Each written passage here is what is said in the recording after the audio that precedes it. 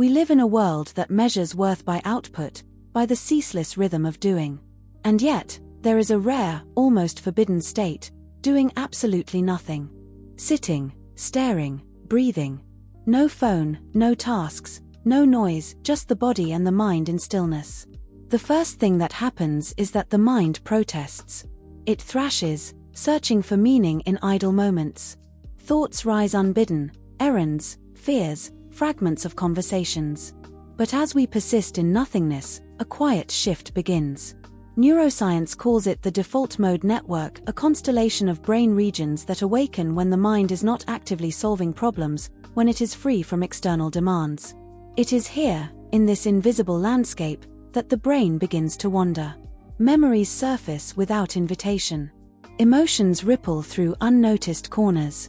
The mind rehearses dialogues, replays old wounds, imagines impossible futures.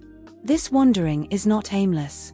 It is the brain stitching together identity, understanding self in relation to the world, organizing the fragments of experience that busy schedules push aside. In the stillness, perception deepens. We start to notice the subtlest details, the rhythm of our heartbeat, the faint hum of air through a window, the way light moves across a room. These are not trivial observations. They anchor consciousness to the present, grounding the mind in a reality it rarely inhabits. In the act of doing nothing, the brain detoxifies itself from constant stimulation. Neural circuits that handle stress, anxiety, and decision fatigue are allowed a rare rest. Chemicals like cortisol settle, allowing dopamine and serotonin to balance. This is why moments of nothingness can feel unexpectedly rich, even intoxicating. Yet, nothingness can also expose fragility. In the absence of distraction, the mind encounters its own shadows. Anxiety, unresolved grief, dormant desires, they emerge as if to remind us that stillness is a mirror.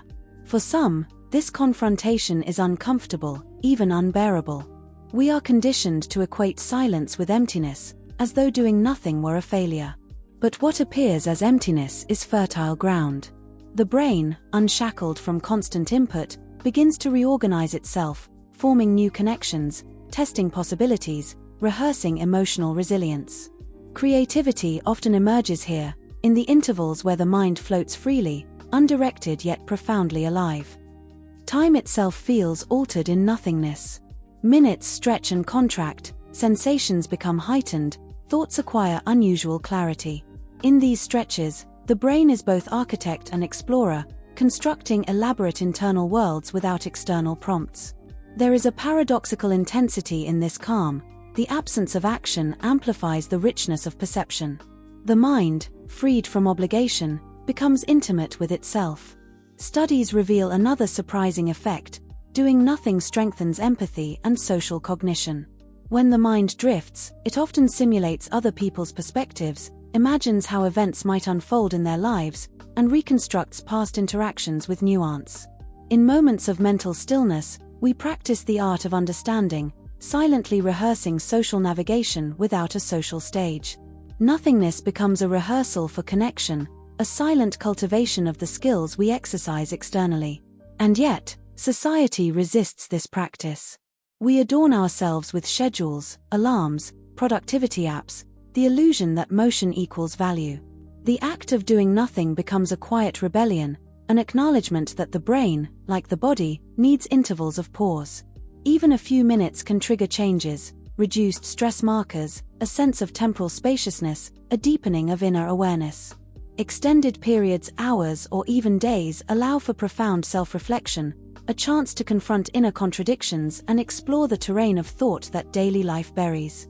Doing nothing is also a reminder of mortality, not in a morbid sense, but in the awareness of impermanence. When stripped of action, the mind confronts the ebb and flow of existence. We feel time as both finite and expansive. The brain, in its quiet wandering, acknowledges the delicate balance of presence and absence, the tension between being and becoming. In these moments, we may notice a strange liberation. The compulsion to produce, to impress, to achieve recedes. We discover that the mind is not lazy when idle, it is engaged in processes far subtler than any external task. Memory consolidates. Imagination sparks. Emotional intelligence deepens. The brain, in its mysterious alchemy, transforms stillness into insight, boredom into curiosity, emptiness into a quiet fullness. Doing nothing is not absence. It is presence in its purest form, awareness of the self, of sensation, of thought. It is a confrontation with our interior life, a surrender to the rhythms of a mind that needs pause as urgently as it needs stimulus. It is here, in this rare stillness, that the mind reveals its complexity, its capacity for reflection, for empathy, for creativity. And when we return to doing, to movement, to the world outside, we carry a fragment of that quiet, a mind that has wandered, rested, and grown in the fertile expanse of nothing.